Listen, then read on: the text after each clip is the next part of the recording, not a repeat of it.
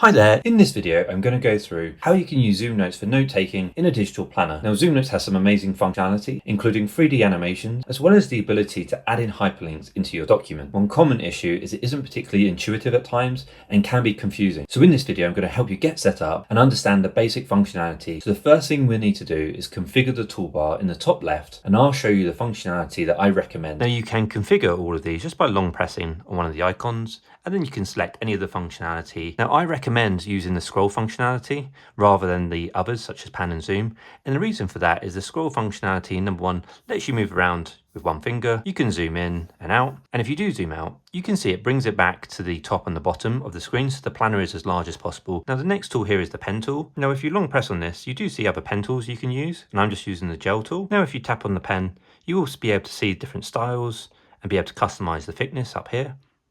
But you can also do this at the bottom with these colors here. I'm just going to go to a plain page just so I could demonstrate this a bit better. I can just write on here, and you can select a different color and size, and you can just draw on here. Now you also have the eraser tool. So if you tap this, you can then erase objects. Now if you tap this again, you can actually see different options. So if you erase whole strokes, then you can just remove all items, or you can take it off, and this will just do partial erasing. So we also have the highlighter, so if I just write some text, I tap the highlighter, select a colour, I can then just highlight over it. You also have the lasso tool to be able to select the items and move them around. You also have the text tool, so you can tap this, tap on the screen.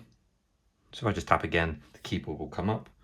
You can then choose the font here and select which one you want, and then you can just type in. And again, if you do the lasso icon, you can move these around. You also have a few other ones along the top. So you do have undo and redo up here. So you also have the bin icon. So if I select lasso, select the item, tap it, and then tap the bin icon, that will remove the item. So once you've got these settings set up and you selected the type of pen that you want, you should be able to easily use the digital planner just by tapping around on the hyperlinks, moving to the relevant pages that you want, and then being able to write on it, delete text using the eraser and also highlighting. So this option is importing in images. So down here, there are different ways of doing it. You've got photo albums that you can use. I often use cloud storage and import from there. So I tap this, select the cloud storage, select the image that you wish to bring in, and you can see it's just brought it in to the planner. The bottom one is the shapes tool. So if you tap on this, you can select the different shape that you wish to draw. So if you're after an oval or a circle, tap on this and you can see how it's going to look. And you can see on here different borders that you can pick and different fills that you might want. So you can customize it how you like. So if you tap on this pages icon, this allows you to be able to flip between pages easily. It also allows you to tap this icon, which goes to like a pages editor. And this is useful, particularly if you wish to copy pages. So in our digital planner, we have various different templates. So you may wish to like select one, then tap copy. You can then tap paste to and select the page number. So for example, let's suppose we just wanted to put it straight after 1184, hit paste, and you can see this new page has been inserted. You can also use the pages editor to select pages you don't want, and then tap delete, and that will remove the pages. This should give you enough to start digital planning in ZoomNotes. I'm just going to mention some of the nice functionality that ZoomNotes does have, which is that if you long press on here again, you'll be able to see the ability to add a link.